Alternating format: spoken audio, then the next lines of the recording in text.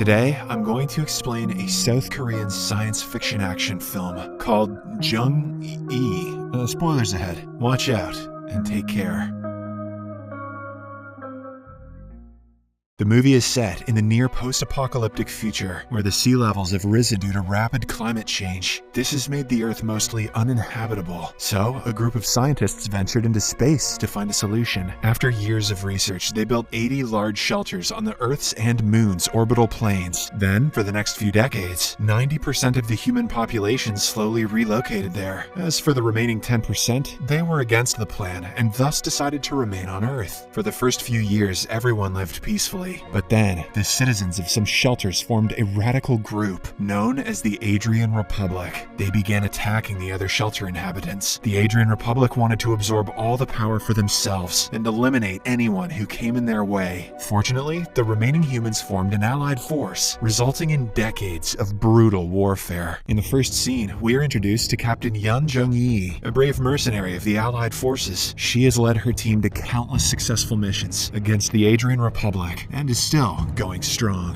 One day, she is seen valiantly fighting her way through an army of enemy mechanoids. However, during the battle, she gets shot in the fingers, which reveals that she is actually a robot. Even Captain Yun didn't know about this, leaving her in utter disbelief. The next second, she gets deactivated, and the whole setup is shown to be a virtual fighting simulation. It's then revealed that the robot is actually an AI version of Captain Yun, as she has been in a coma for 35 years. 3 minutes in and we've already got enough twists for 3 Shyamalems. Captain Yun got fatally wounded during a battle, but since she was the best fighter the Allies had to offer, they are trying to bring her back again. Afterwards, several researchers and scientists approach the robot and run some diagnostics. They are from a tech company called Chronoid. Shortly after, Dr. Yun Seo-hyun, the team leader of the research project titled Jung-E, enters the simulation room. She is actually the daughter of Captain Yun, and her main objective is to memorialize her mother as a war hero rather than a failure. So, she, along with many other researchers at Chronoid, have copied Captain Yun's brain data to install them into android bodies, naming the project Jung-E. Later at a meeting with the higher-ups, Chronoid director Kim Sang-hoon explains that through the simulations of Captain Yun's final failed mission, they have been trying to extract combat memory data that could be used to develop an exceptional AI. However, in every simulation, the robot fails for some unknown reason, maybe because they're extracting the data from a mission where she failed. As a result, the higher-ups are dissatisfied with the Jung-E project and instead make snarky remarks about how Captain Yun could have ended a decade-long war between the Adrian Republic and the Allied forces if she had completed her last mission. After the meeting, Director Kim informs Seo-hyun that the higher-ups have agreed to greenlight the project, provided that the AI passes the simulation test. Kim comes off as the hilarious sidekick who believes in the Jung-E project and aids Seo-hyun all the way. Later, a new staff member, Jae-kyung, sparks a conversation with Seo-hyun. After running some diagnostics on an android, he mentions that he is a big fan of Captain Yun and considers her a superhero. After a while, Seo-hyun reveals that the only reason her mother became a mercenary was to pay for her treatments, as Seo-hyun had suffered from cancer when she was a child. However, on the day of her surgery, which was successful, Captain Yun had been called on a mission. This proved to be her last one, which left her in a critical condition and eventually a coma.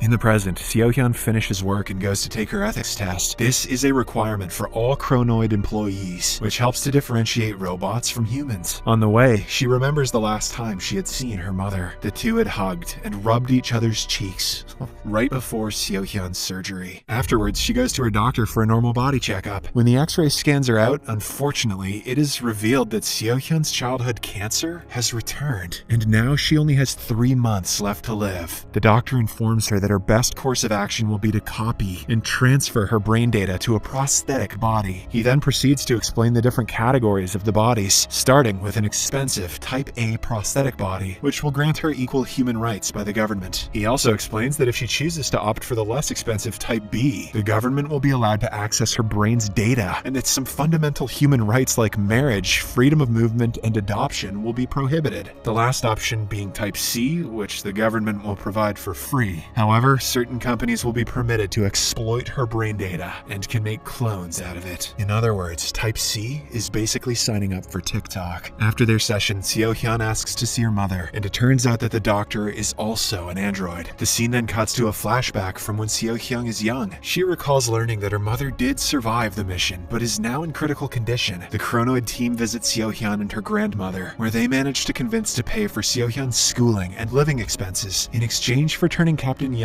body to a Type C prosthetic body. Eventually, her grandmother agrees to the condition. The movie then cuts to the present, where Seo-hyun visits her mother and sees her all wrinkled and old, still in a coma. A few days later at Chronoid, the AI model number 18 is activated and is ready for the simulation. However, this time, Director Kim suggests that they do something different, so he orders the researchers to shoot the android in the leg. Once the simulation starts, the android has a difficult time fighting back and is overpowered by the enemy robots. But before they end the test, all of a sudden, a new area of the artificial brain, indicated by yellow strobes of light, is activated, and the Jung-E robot fights back with full force. The entire project members are thrilled with this breakthrough, especially Kim. So, the next day the team heads to the main Chronoid HQ to inform the company chairman of this advancement. Turns out all we had to do was piss him off, sir. However, once there, they are approached by the new product development manager, who informs them that the chairman is unavailable. Kim is enraged and is confused as to why a military-based company would need a product department. The manager, however, makes light of Kim's anger and laughs at him before leaving. After the disappointing attempt, the Jung-E team head back to the Chronoid lab, where the newly made brains are now ready to be simulated. There, a staff member informs Kim that the chairman is waiting in his office. As they enter, Kim is suddenly deactivated, and in a shocking turn of events, it is revealed that he is actually the first prototype created by the chairman himself. Meanwhile, Seo-hyun explains their amazing breakthrough to the chairman, but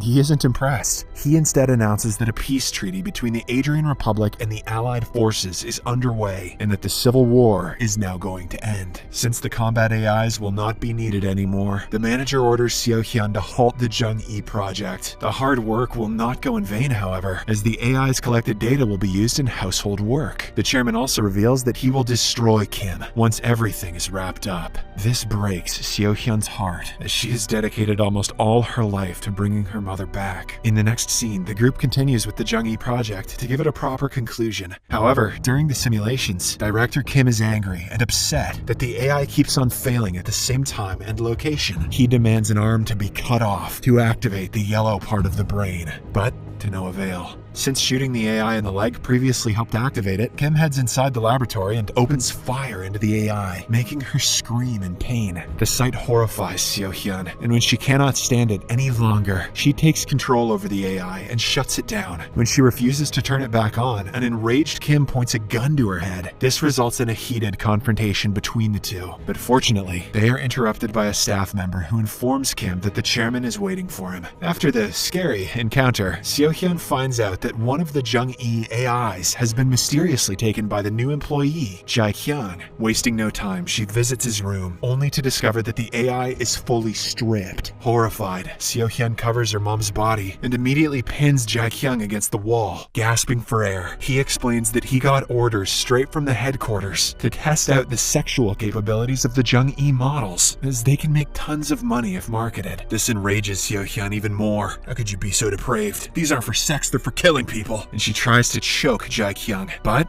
right then, she remembers that her mother's brain is Type C, which can be used for any company and product, disheartening her. Later, Seo-hyun runs into Director Kim, who is also upset about the discontinuation of the Jung-E project. Before leaving, he informs her that the team is allowed one more simulation test. If they cannot come up with anything conclusive, all of their hard work and research will go down the drain. In the next scene, Seo-hyun goes into the AI lab and activates a Jung-E model that Kim had previously laid waste upon. She is critically wounded, and the best option would be to terminate her. The AI also accepts her fate, but before Seo-hyun deactivates it, the yellow part of the brain suddenly appears, and the AI shockingly inquires about her daughter. Then she shows human emotions and recalls seeing her daughter for the last time before going into battle. Hearing this, Tears stream down Seo-hyun's face, and she informs the AI that her daughter's surgery was a success and that she is in remission for cancer. The AI is relieved, and she also remembers that Seo-hyun had given her a doll right before her surgery. Currently, she has lost the doll and is very upset about it. Seo-hyun puts two and two together and realizes that all the Jung-E AIs had failed in the simulation after spotting the doll near them, which distracted them from the battle.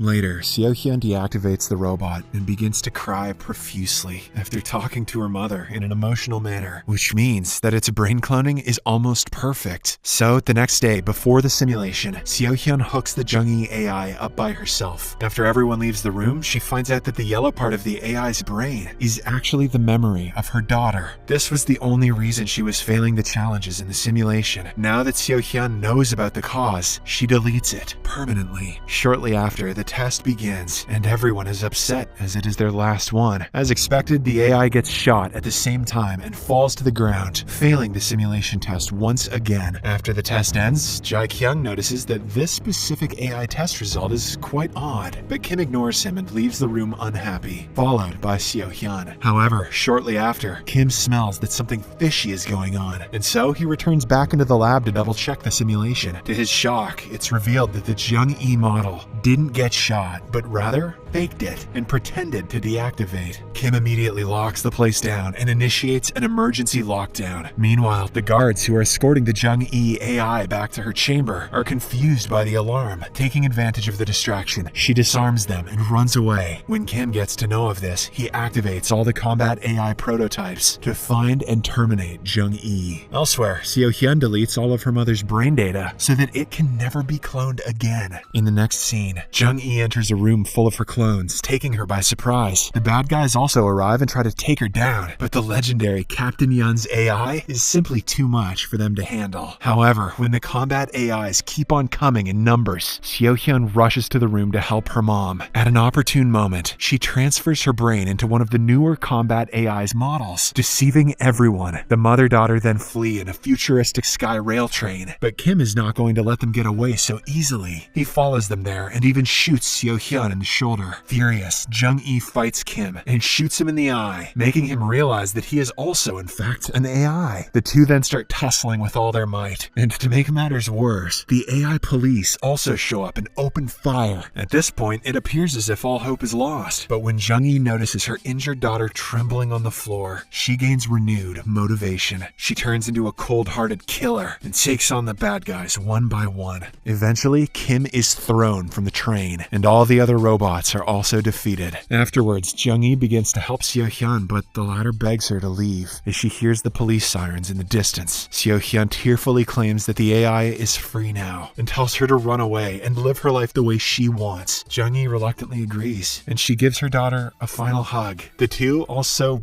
rub their cheeks, just like they used to when Seo-hyun was a kid. It is then revealed that the AI has not forgotten about her real identity as Captain Yoon Jung-yi. Seo-hyun calls the AI Mother and wishes her luck before she escapes. The AI turns back and says, "Hey, beep boop beep." The movie then ends with Seo-hyun slowly succumbing to her injuries while the AI gazes at a mountain range and embraces the view.